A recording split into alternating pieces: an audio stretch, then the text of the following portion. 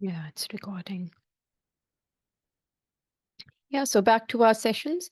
So today we were about to study about access to professions and how is it regulated. Okay. So regulation, what is regulation? What does it mean? What is the literary meaning of regulation in healthcare? So regulation in healthcare, it's got a major role to play.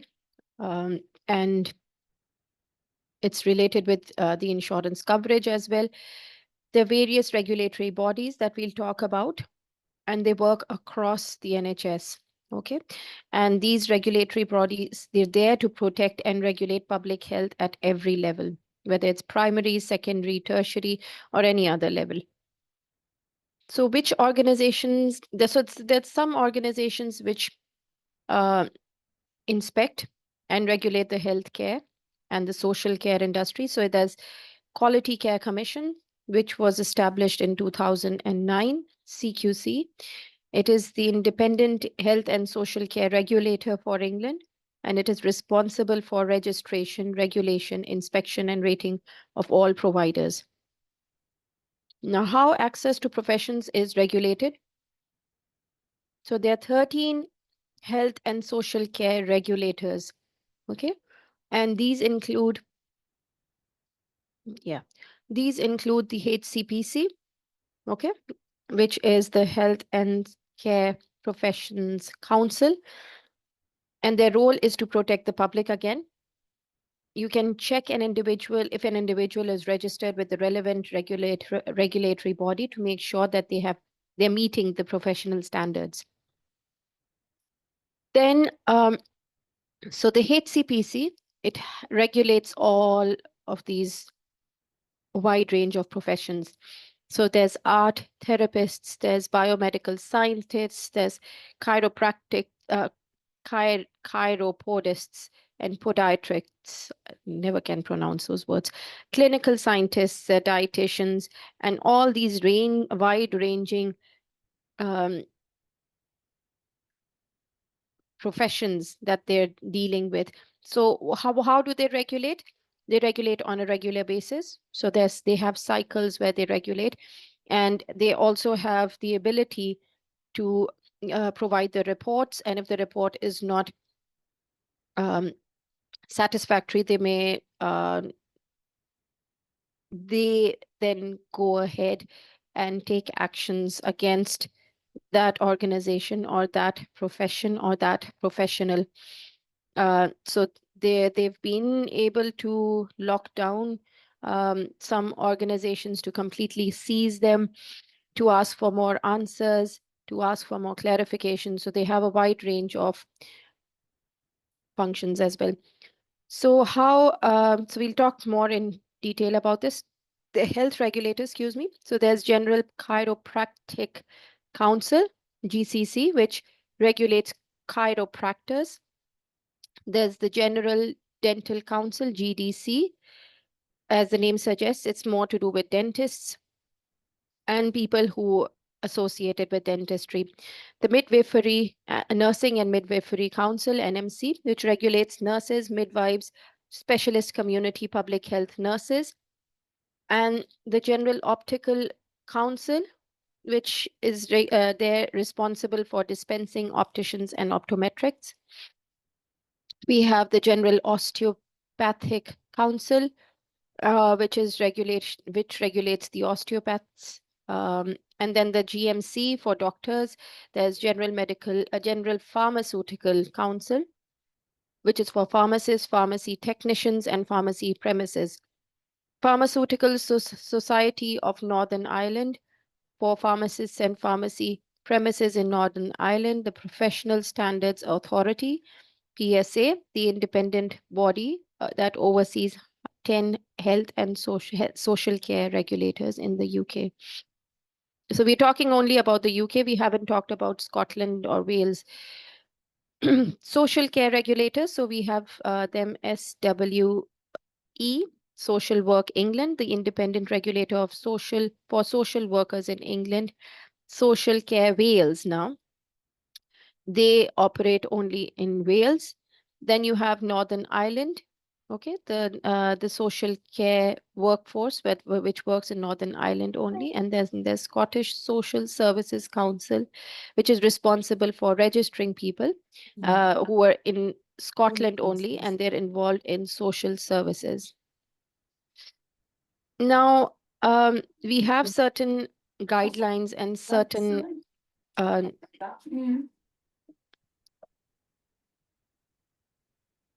thank you. I would appreciate if, just like Tayo, if you all could, Joshua, if you can also mention your names in the chat box so that your attendance is covered that way. Thank you. Wait until you see in that. So what guidance do we follow? We follow the NICE guidelines. That's the National Institute for Health and Care Excellence, and it's a non-departmental public body of the Department of Health in England, and it publishes guidelines in 4 basic areas.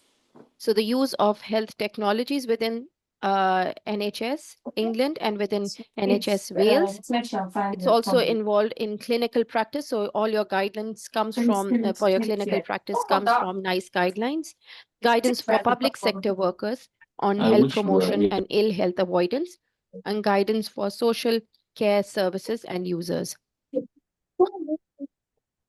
So it was set up as NICE in 1999, and on the 1st of April 2005, it joined with hands with the Health Development Agency to become new National Institute for Health and Clinical Excellence. So initially it was NICE as well, but it was National Institute for Clinical Excellence.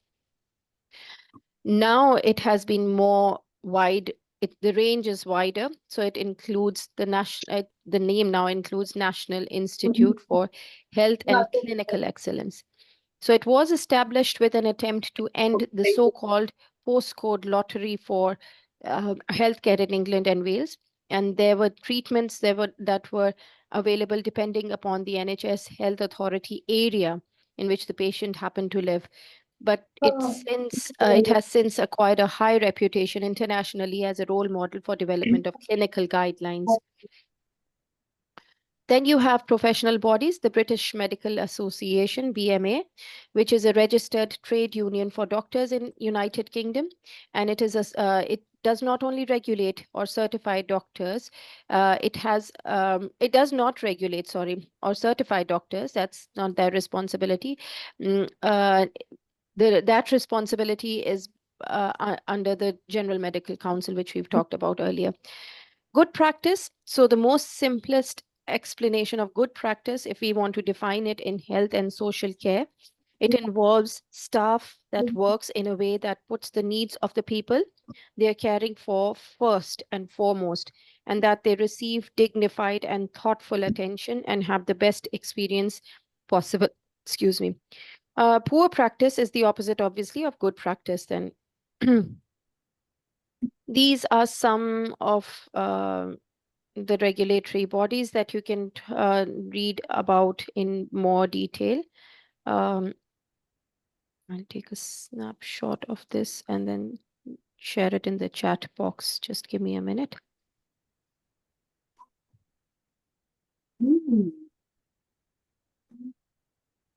So these are involved in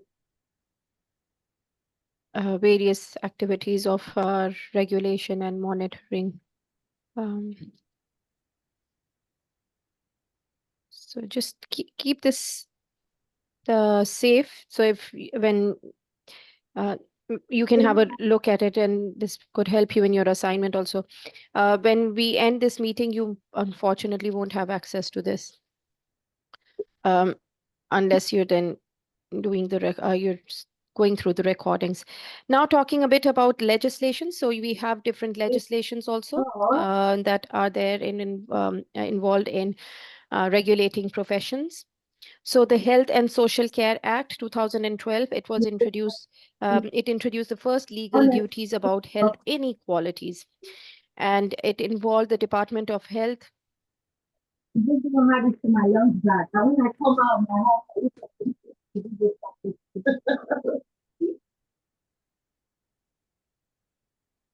Just a minute. Okay. So it introduced okay, sorry.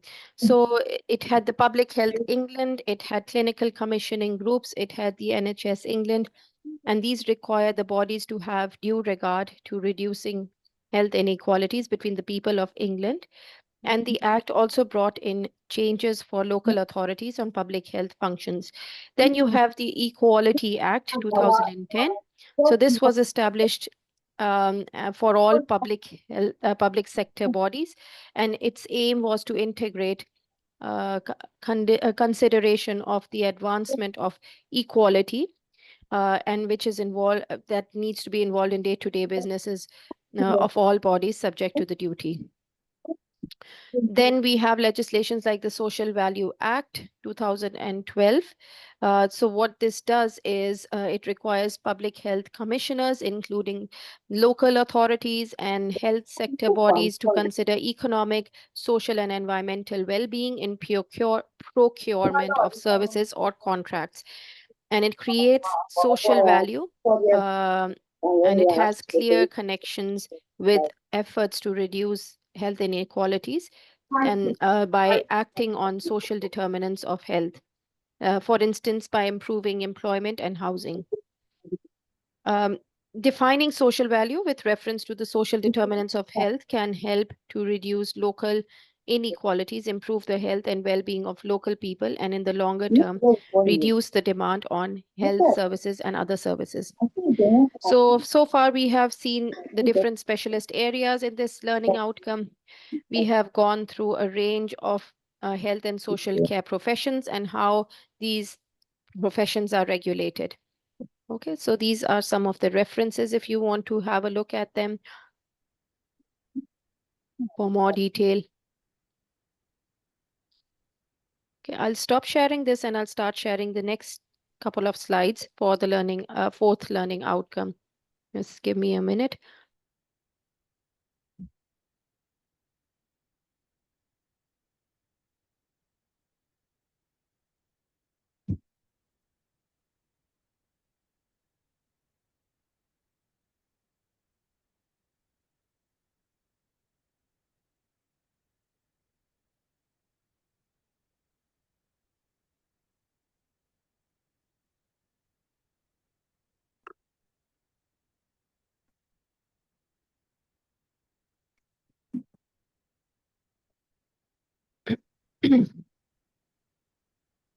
So now we're doing the fourth learning outcome, and this is to understand the issues in health and social care.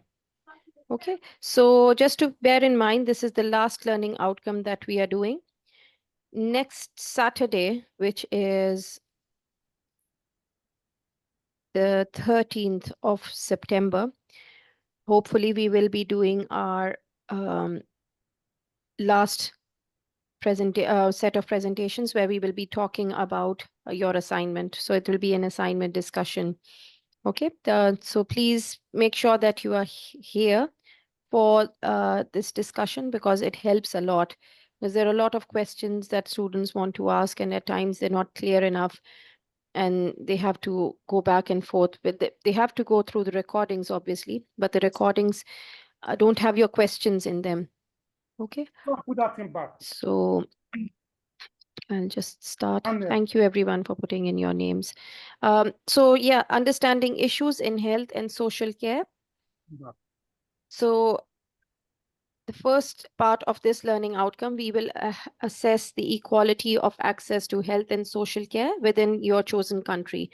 Now, whenever we talk about assignments, we always talk about your chosen country. Which do you want to talk about? Okay. Mostly in our assignments. So you can talk about NHS England as well. It's up to you. But you need to have references for whatever you're talking about. So health inequalities, so what are they? They're preventable, and they're unjust differences in health status. They're experienced by certain population groups. People who are in the lower socioeconomic groups, they are more likely to experience poorer health. And health inequalities are not only apparent between people of different socioeconomic groups, but they also exist between genders and different ethnic groups.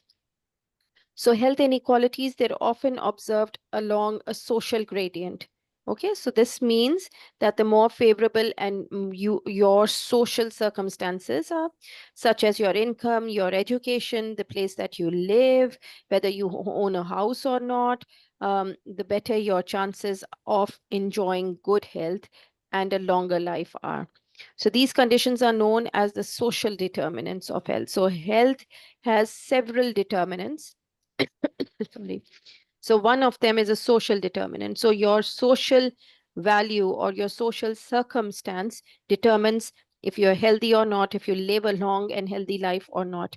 And that means that you will have access to the NHS or health facilities more if you're more coming from a more affluent or more an area that, or you have a profession that um, deems you more socially acceptable. Um, so the causes of health inequality, they're complex, but they do not arise by chance. They're very, very fine and intricate, and the root causes of health inequalities is due to unfair distribution of power, wealth, and income, and are unjust and unfair. So these are some of the reasons why inequalities are caused. So there's individual lifestyle factors. Before that, we have age, sex or gender, and constitutional factors. Then we have social and community networks. And then we have agriculture, food production, education, work environment, living and working conditions, unemployment, water and sanitation conditions, healthcare services, and housing. And these are the general socio-economic, cultural, and environmental conditions that cause inequalities. What is being done about it? How is it being remedied, ensuring everyone can have access to services on an equal footing is the key priority for the NHS. One of 7 core requirements for implementing improved access are as set out in the NHS operational planning and contracting guidance 2017 to 19 is to address issues of inequalities in patients' experience of accessing general practice, and it's identified by local evidence and put actions in place to resolve this. NHS England has also endorsed a research called Patient Pathways with the University of East Anglia, that this will provide resources to commissioners and providers which will support them in order to consider when inequalities arise when patients are accessing general practice services. So this comprises of 6 steps. This video is all about what I'm talking. So step 1 is difficulties in recognizing health problems. So these may be they may be socially isolated. People may be socially isolated or may have poorer health literacy, so they don't really know their health problems. How is this addressed? It's addressed by addressing health issues by advertising them in their own local languages and having health campaigns so that you have a clear agenda and then you take people on board. And then there's decision to seek help. Number 2, so ensure if they want to see someone or may not want to be a bother, ensure of entitlements or unduly worried of the impact of on residential status, people with negative experiences, all of these impact your decision to seek help. So this is addressed by services like pharmacists who talk about, they educate people, care navigators with across the community, services like 111, NHS Choices, GP practices, and appointments can help to provide advice and debunk all these decisions that are being made based on past experiences of others. Then there's actively seeking help. So not knowing where to find the right help can be a very big barrier. And there's lack of internet access, because of which this may happen. There's no GP registration, confusion about how the NHS works. Older people may be confused about using technology, and homeless people may not understand their rights with registering with GP, LGBT people may fear prejudice or discrimination. How is this addressed? By actively signposting these people, and this can help people get the right care in the right place at the right time, and care navigators may help patients negotiating the NHS. The fourth step is obtaining an appointment. So at a convenient time, it's always a difficulty for some people who are worried about getting time off work or from carrying responsibilities. This can be addressed by evening and weekend appointments at a range of locations. So there's improved training of receptionists who will also support patients to access the right type of and convenient appointments. The fifth step is getting to an appointment. So those who rely on public transport, it's hard for them, as we mentioned yesterday, especially those people who live in rural areas. They are on low incomes, and for those with mobility issues who cannot travel so far to see their GP. So this is addressed by new technologies that have enabled new types of appointments, such as video consultations, online consultation, and phone consultations. This means that traveling to appointments is not always necessary. Step number 6 is general practice interaction. So communication between service users and health professionals can sometimes be very difficult. So these can be because of language barriers, because of disability, or because of cultural differences. So there's a visually impaired patient, for instance, there's an autistic patient, or those who have learning disabilities who may need longer appointments or wish to attend at a time of day when the waiting area is quieter.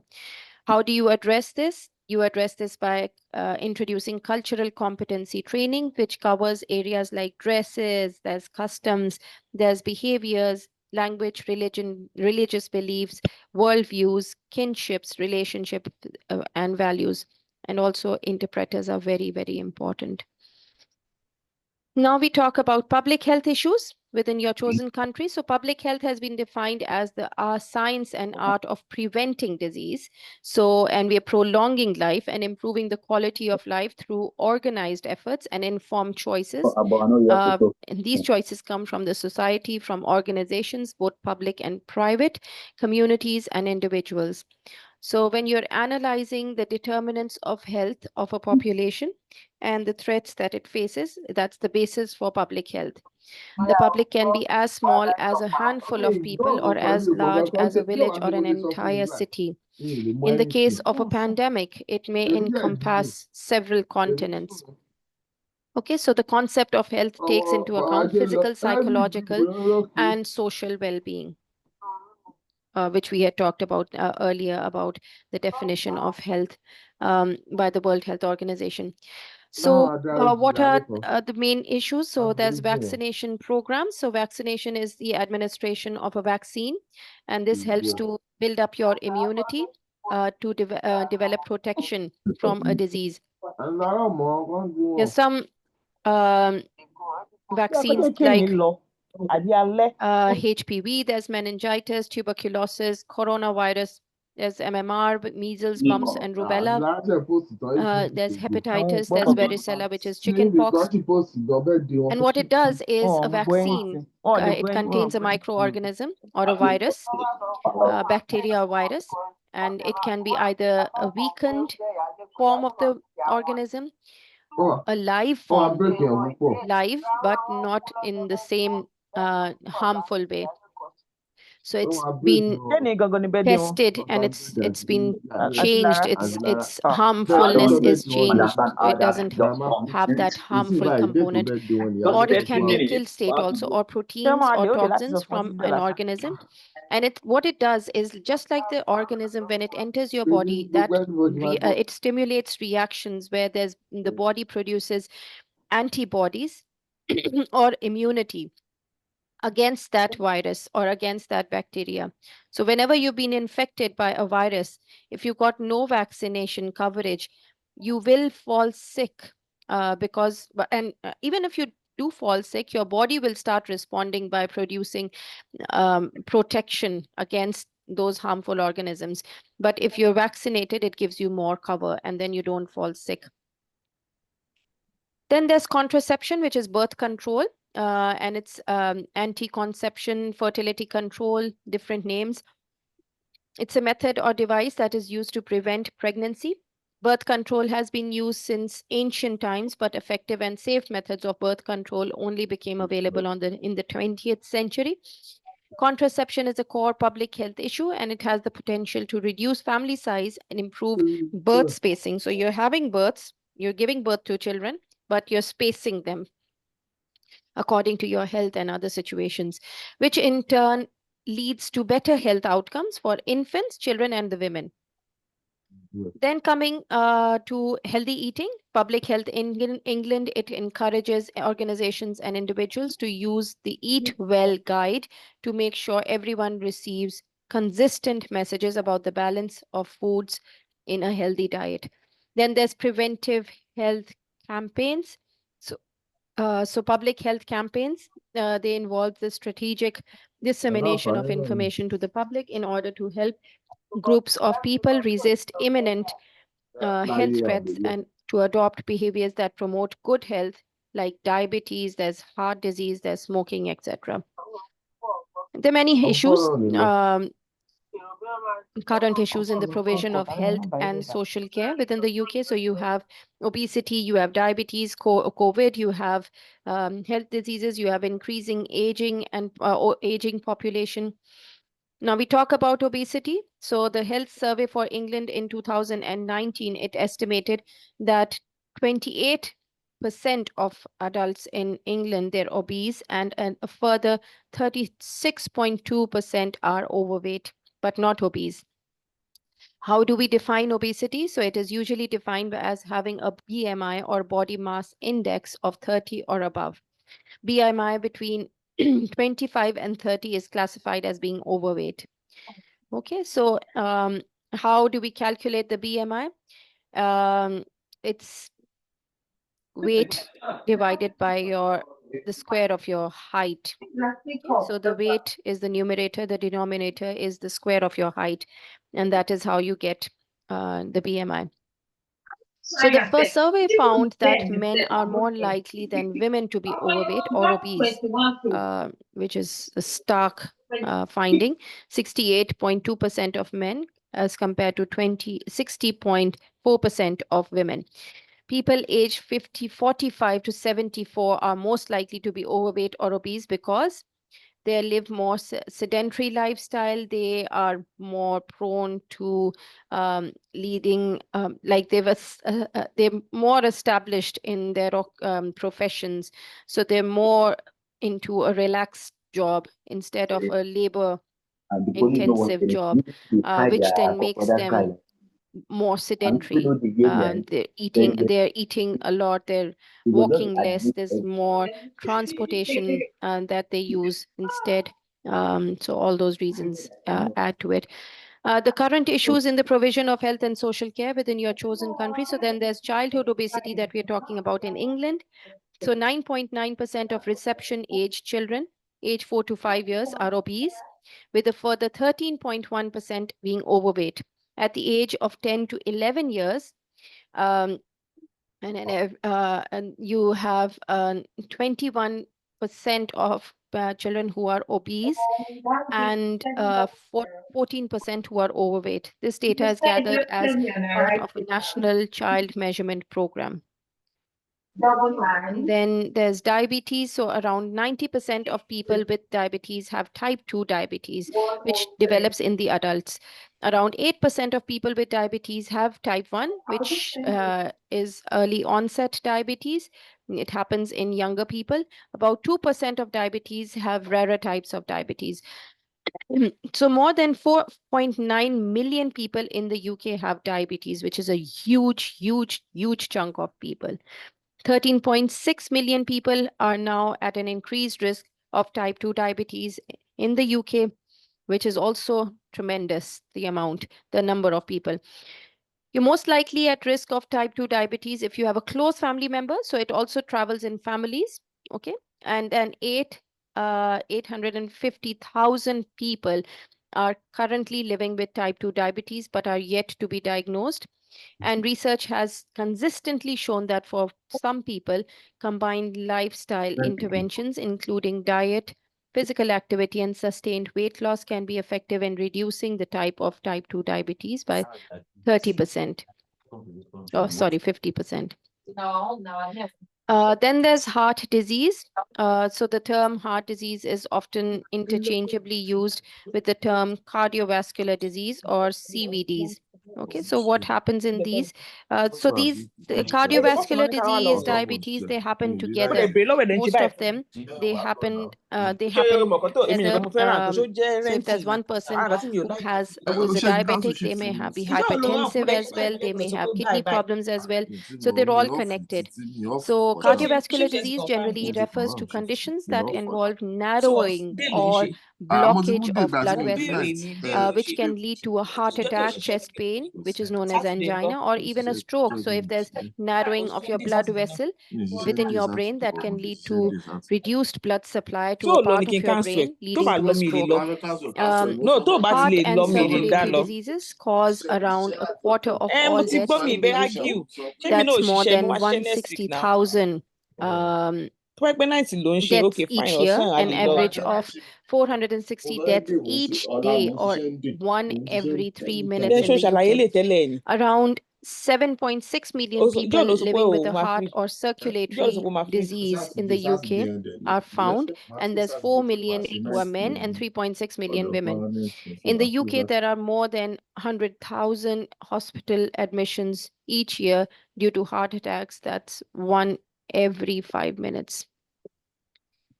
Then we talk about increasing aging and the aging population in the UK. So in the mid 214, the average age exceeded 40 for the first time. By 2040, nearly 1 in every 7 people is projected to live beyond the age of 75 years. So there's this demographic change which will affect the whole country to grow older in a society where there are more people. More people are young is fundamentally different to doing so in a society where most people are in older age groups. So it has implications on how each of us approaches and plans for our own old age and for the old age of our family members. So if there's no significant improvements in the health, UK population aging will increase the amount of ill health and disability, chronic conditions, multimorbidities, and cognitive impairments will become more common. At the same time, families will face increasing pressure to balance care with other responsibilities, particularly work. Then there's COVID-19, coronavirus. So the King's Fund, in partnership with the Health Foundation, it's undertaking this project to explore the local response to and recovery from COVID-19 pandemic. So what this research will do, it will capture a cross-section of experiences of directors of public health and of wider local leaders.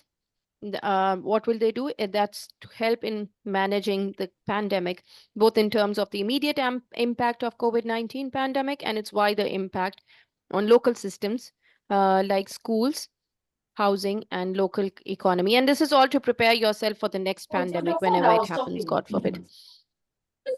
There are many campaigns that address current public health issues within the UK. We have Change for Life. We have National Flu Immunization Program 2021 to 22. We have COVID-19 vaccination programs.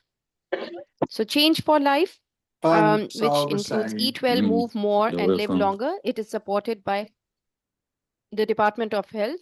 And what this does is it intends to target the growing problem of obesity in a very hands-on, positive way by instilling healthy eating and exercising habits into people from a very young age. The idea is that good eating habits are formed early on in life and can be carried forward into adulthood. The campaign slogan is Eat Well, Move More, Live Longer. And the simple message has been designed to create a holistic approach to weight and health problems, and it aims to encourage individuals to address all areas of their lifestyle with regards to safeguarding their future health and well-being and that of their children. Then there's the National Flu Immunization Program, 2021 to 22. Influenza vaccines, they're also known as flu shots or flu jabs. They're vaccines that protect against infection by influenza viruses. There are new versions of these vaccines that are developed twice a year. They have to develop regularly because the virus changes its strains every now and then. So you need to have the proper protection against that particular virus. So new versions of the vaccine, they are developed twice a year as the influenza virus rapidly changes, while their effectiveness varies from year to year. Most provide modest to high protection against influenza, especially in vulnerable people.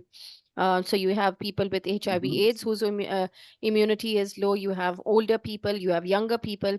So immunized workers who do catch the flu return to work half a day sooner on average. And vaccine effectiveness in those over 65 years old remains uncertain due to a lack of high quality research. Vaccinating children may protect those around them. Coming to the last program, the COVID-19 vaccination program in the United Kingdom. So it's an ongoing mass immunization campaign for coronavirus disease. 2019, during the COVID-19 pandemic in the UK.